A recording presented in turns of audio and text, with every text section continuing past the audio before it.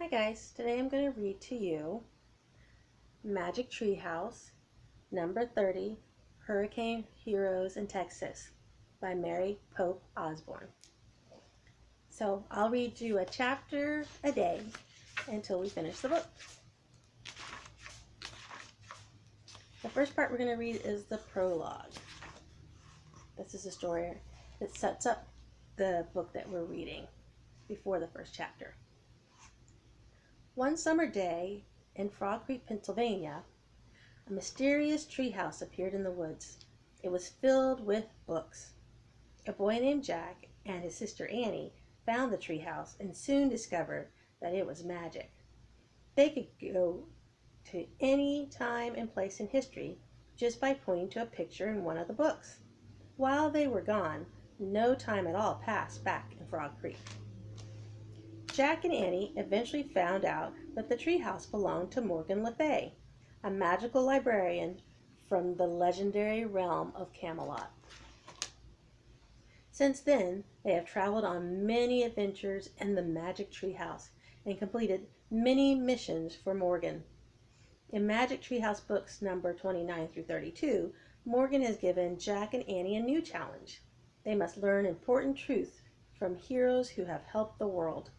On their last adventure, Jack and Annie learned a great lesson from baseball star Jackie Robinson. Now they're about to find out where Morgan will send them next. Chapter 1, Lone Star State. Jack and Annie sat on their front porch. They were waiting for their mom to take them to baseball practice. Tap, tap, tap. Raindrops spattered on the porch steps. A strong breeze shook the tree leaves. "Uh-oh," said Annie. "You think a storm is coming?" "I can't tell," said Jack, looking up at the clouds. "Sorry, kids," their mom called from inside. "Coach Dave just emailed. No practice today." "Darn," said Jack. "That's okay," said Annie. "Now we can go to the woods." "The woods?" said Jack. "Why?" "I woke up with a feeling," Annie said in a hushed voice. "Something really important is going to happen today.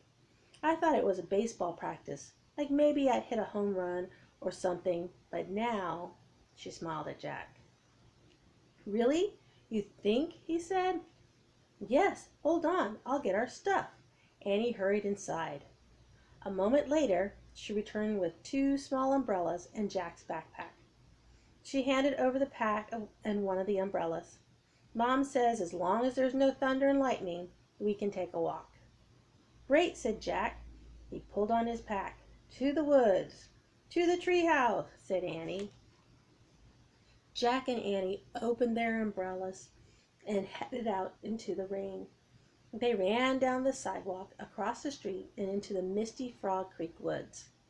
Raindrops fell softly as they hurried between the trees. The air smelled of wet leaves and damp earth. Finally, Jack and Annie came to the tallest oak in the woods. "Yay!" Jack whispered.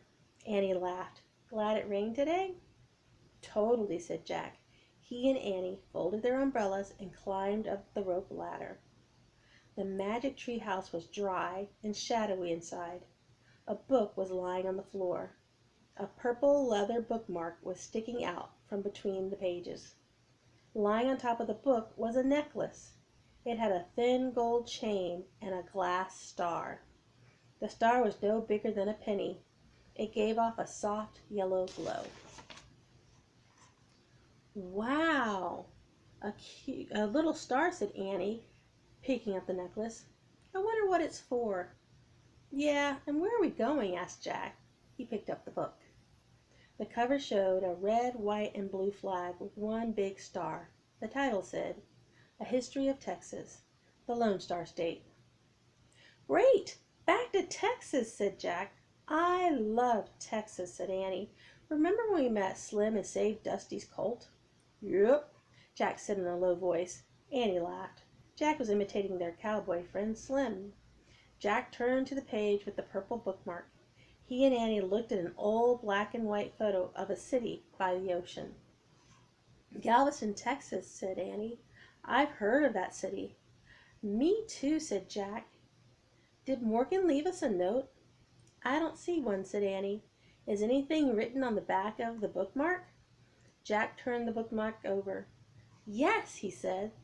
Tiny writing was painted on the leather. He read aloud. The place you must go on this late summer day is an island in Texas between Gulf and Bay. We're here to help is what you must say. Seek high ground now. Do not delay. Jack looked up. Why do people need help? He asked. And why should they seek high ground? Good question, said Annie. Keep reading. Jack read the next part.